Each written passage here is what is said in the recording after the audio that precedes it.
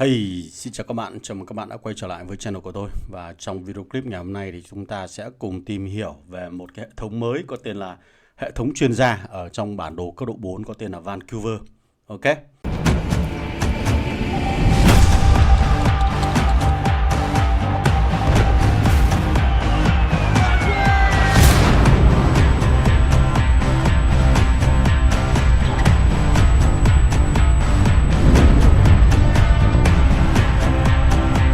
Rồi khi mà các bạn tham gia vào Vancouver thì mình sẽ có một cái màn hình chào mừng. Trong này chúng ta sẽ có thông tin để tìm hiểu trước về cái hệ thống chuyên gia. Đây là một trong số những tính năng mới ở trên bản đồ cấp độ 4. Và mình cũng chưa rõ là tính năng này nó sẽ áp dụng cho tất cả các bản đồ 4 hay không, hay chỉ dành riêng cho Vancouver. Nhưng hiện tại là ở bản đồ mới này chúng ta sẽ có 3 cái hệ thống chuyên gia để cho mỗi người chơi chúng ta có cơ hội được trải nghiệm và cá nhân hóa phong cách chơi của mình. Mỗi một hệ thống chuyên gia sẽ đem lại cho các bạn một số năng lực ưu tú nhất định để chúng ta có thể chuyên môn hóa được vai trò và sở thích cũng như là kỹ năng của mình ở trên chiến trường. Và chúng ta sẽ cùng đi chi tiết hơn là cái hệ thống chuyên gia này có điều gì đặc biệt. Ok. Rồi, mình đã tập hợp tất cả những thông tin cần thiết về cái hệ thống chuyên gia ở trên slide để cho các bạn dễ nhìn và dễ lựa chọn nhất trong số các cái vai trò của mình. Rồi, trước tiên thì cái hệ thống chuyên gia này là một trong số những tính năng ở trên bản đồ cấp độ 4 để chúng ta có thể thể hiện được kỹ năng giao chiến cá nhân của mình tùy theo từng môi trường và tùy theo từng cái chiến thuật cụ thể. Và trong cái hệ thống chuyên gia này chúng ta sẽ có 3 cái loại là Combat Engineering, Command Tactics và Elite Operative. Thì mỗi một hệ thống chuyên gia này nó sẽ có những cái đặc trưng nhất định. Ví dụ như là Combat Engineering sẽ tập trung vào những người làm vai trò support ở trên chiến trường khi mà cung cấp cho những người chơi có vai trò này có khả năng xây dựng các công sự phòng ngự về không quân và mặt đất, hoặc là có thể khởi tạo các con drone để bảo vệ căn cứ, cũng như là có khả năng huấn luyện quân đội mà không sử dụng ngân quỹ mỗi ngày. Cái hệ thống chuyên gia thứ hai là tập trung vào những người chơi mà có nhiều thời gian để dẫn dắt các cái tập đoàn quân. Thì khi mà thành lập các tập đoàn quân thì người chơi này có khả năng xây dựng ở trên bản đồ những cái trại lính dự bị để lưu trữ các lính dự bị và ngân quỹ của các thành viên trong liên minh trong cái trại lính đó. Và cái phần trại lính này cũng có độ bền, có nghĩa rằng là nó cũng có thể bị phá hủy. Và cái người mà cầm tập đoàn quân đó có thể sử dụng cái lượng ngân quỹ và lính dự bị trong đó để huấn luyện lại quân đội của những người chơi khác. Đồng thời thì anh ta cũng có khả năng kêu gọi một cuộc không kích hỗ trợ ở trên không mà bắn vào các cái máy bay không quân của kẻ thù. Cuối cùng là anh ta có khả năng nhận được nhiều điểm chiến đấu hơn ở trên các cái bảng xếp hạng cỗ máy chiến đấu so với những người chơi khác. Và hệ thống chuyên môn thứ ba thì cái hệ thống này sẽ tập trung chủ yếu vào nhóm người có lối chơi về phòng thủ và kỹ năng chiến đấu cá nhân cao. Trong đó thì nó sẽ tập trung nâng cấp vào các kỹ năng có thể huấn luyện nhanh quân đội hoặc là hồi phục độ bền của căn cứ. Thì chúng ta sẽ cùng xem chi tiết các cái điểm cộng ở trong cái hệ thống chuyên gia này. Trước tiên thì khi các bạn vào thì chúng ta sẽ có hai cái nhánh là hệ thống chuyên gia cơ bản và hệ thống chuyên gia nâng cao. Thì tất cả 3 cái hệ thống chuyên gia của chúng ta đều có hai cái nhánh này.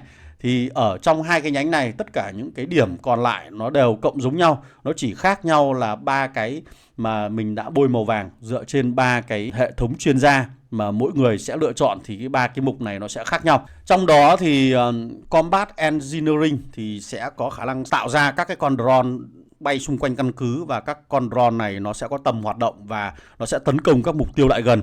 Thì trong đó có 3 cái loại mục tiêu. Một là lính của đối phương thì nó sẽ phát nổ và gây ra lượng sát thương là 10% tối đa độ bền. Còn đối với các cái công sự phòng ngự của đối phương thì sẽ là 15% tối đa độ bền, và đối với các căn cứ của kẻ địch nó sẽ là 0,2% độ bền tối đa. Điểm thứ hai là những người chơi này có khả năng xây dựng một cái hệ thống pháo phòng không hoặc là các cái pháo đài để bắn máy bay hoặc là các cái lực lượng trên mặt đất. Cái độ bền và hỏa lực của hai cái công trình này sẽ phụ thuộc vào bậc chiến lực của cái đơn vị được triển khai bên trong đó. Và cái năng lực thứ ba là có thể huấn luyện mà không tốn ngân quỹ mỗi một lần trên một ngày. Và hệ thống chuyên môn thứ hai thì chúng ta cũng có 3 cái năng lực. Năng lực thứ nhất là xây dựng một trại lính dự bị để huấn luyện lại quân đội Cái năng lực thứ hai là gây ra một lượng sát thương là 2% tối đa độ bền trên 1 giây của những đơn vị không quân của kẻ thù dựa trên việc là kêu gọi các cuộc không kích ở trên không. Và cái năng lực thứ ba là có thể nhận thêm 1% cái lượng điểm chiến đấu khi tiêu diệt lính của kẻ địch. Cái lượng 1% lượng điểm này sẽ đóng góp vào trong cái bảng xếp hạng cỗ máy chiến đấu. Điều đó có nghĩa rằng những người chơi mà chuyên về dẫn dắt các tập đoàn quân thì có khả năng nhận được nhiều điểm chiến đấu hơn so với những người chơi khác. Và cái hệ thống chuyên môn thứ ba cũng có 3 cái năng lực. Năng lực thứ nhất là có thể enroll 15% cái lượng lính dự bị mà những người chơi đó tiêu diệt.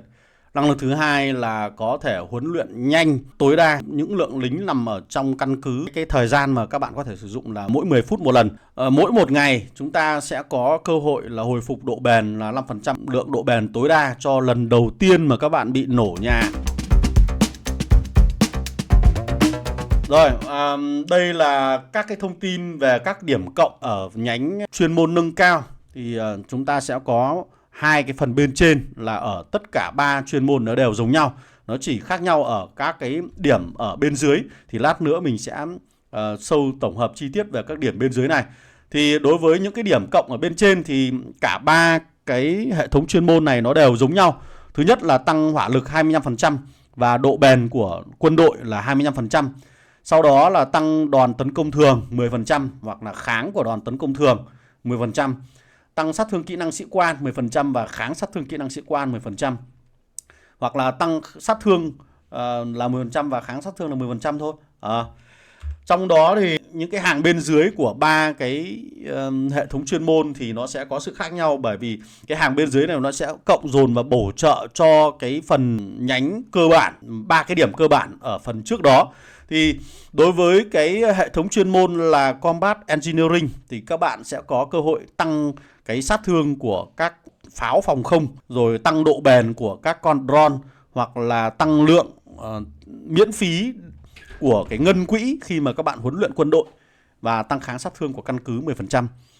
Đối với hệ thống chuyên môn là Command Tactics thì các bạn có thể giảm được hỏa lực của các chiếc tiêm kích của kẻ địch khi mà chịu tác động bởi cái hiệu ứng gọi cuộc hỗ trợ trên không. Tức là các bạn sử dụng kỹ năng là gọi các cái cuộc hỗ trợ trên không, và những cái cuộc tấn công đó nó tác động đến các chiếc tiêm kích của kẻ thù, thì những cái con tiêm kích mà bị tác động đó nó sẽ bị giảm hỏa lực đi 15%. Và cái điểm thứ hai là tăng cường độ bền của cái trại lính dự bị là 15% nữa.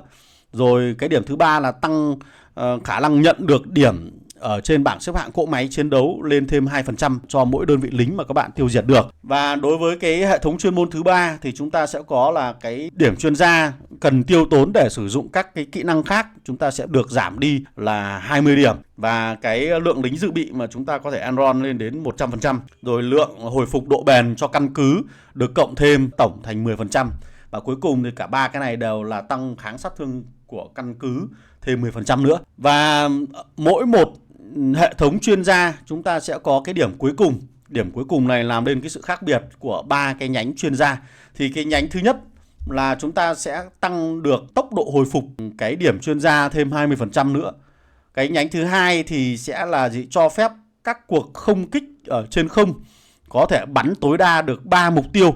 Cái này các bạn hoàn toàn có thể liên tưởng đến các chiếc tiêm kích ở trên bản đồ Rome, khi mà nó có thể bắn đa mục tiêu được. Thì tương tự như vậy, cái hiệu ứng của cái nhánh chuyên gia này nó sẽ gọi ra một cuộc không kích hỗ trợ trên không, và cái cuộc này nó có thể bắn ra là tối đa 3 mục tiêu. Và cái hệ thống chuyên gia cuối cùng thì nó sẽ cộng thêm một lượt mà cho phép các bạn hồi phục lượng độ bền nhanh.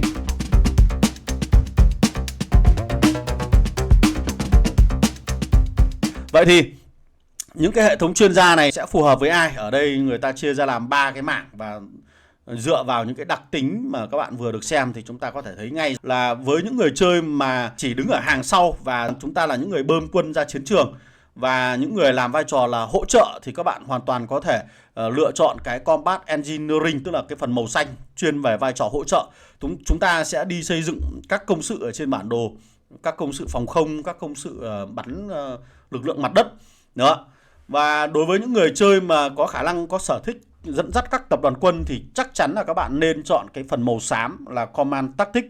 bởi vì nó sẽ giúp cho các bạn kiếm được nhiều điểm hơn, giúp cho các bạn chủ động hơn khi chiến đấu ở trên chiến trường. Và cuối cùng, đối với những boss, những con cá voi có căn cứ rất cứng và sở thích lối chơi là đứng ở tiền tuyến để phòng thủ, để đánh chặn lực lượng của đối phương, thì chúng ta có thể chọn là Elite Operative, là cái phần màu cam, là nó rất phù hợp với các bạn.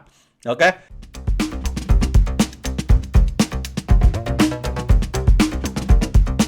Để các bạn có thể nâng cấp được các cái nhánh, các điểm, các bạn sẽ cần có các cái điểm chuyên gia này. Khi mà tiến vào cấp độ 4, chúng ta sẽ phải làm các nhiệm vụ để lấy điểm. Và khi bạn hoàn thành nhiệm vụ thì bạn sẽ nhận được một lượng EXP để nâng cấp cái cấp độ chuyên gia của các bạn. Và khi mỗi một lần lên cấp thì chúng ta sẽ được một số điểm nhất định. Và việc các bạn sẽ phải cộng cái điểm đó vào trong các nhánh này như thế nào lại tùy thuộc vào lối chơi của mỗi người. Thì hiện tại là mình cũng chưa rõ là cái nhiệm vụ mà để lấy điểm này nó có giúp chúng ta cộng đầy đủ tất cả các mốc ở trong này không, hoặc nếu không thì chúng ta sẽ phải tính toán cộng những cái điểm nào. Thì cái này có lẽ sẽ hẹn gặp lại các bạn ở trong các video clip tiếp theo rõ ràng hơn khi chúng ta được trải nghiệm về cái hệ thống chuyên gia này. Và còn một điểm lưu ý cuối cùng là hệ thống chuyên gia này sẽ được cài đặt lại sau mỗi bản đồ cấp độ 4. Và cứ bắt đầu các bản đồ cấp độ 4 khác là chúng ta sẽ lại phải làm nhiệm vụ và nâng cấp rồi là chọn điểm của hệ thống chuyên gia từ đầu. Và trong suốt quá trình tham gia bản đồ cấp độ 4, các bạn sẽ có cơ hội được đổi lại 2 lần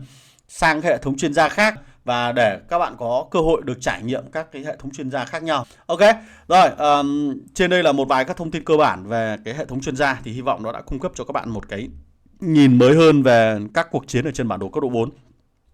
Còn các bạn suy nghĩ như thế nào về hệ thống chuyên gia này? Nó sẽ thay đổi đến cuộc chơi ở trên các cấp độ 4 và lối chơi của những người chơi như thế nào? Thì hãy để lại phần bình luận để chúng ta cùng nhau thảo luận thêm. Còn bây giờ, chào tạm biệt và hẹn gặp lại các bạn ở trong các video clip lần sau. Goodbye!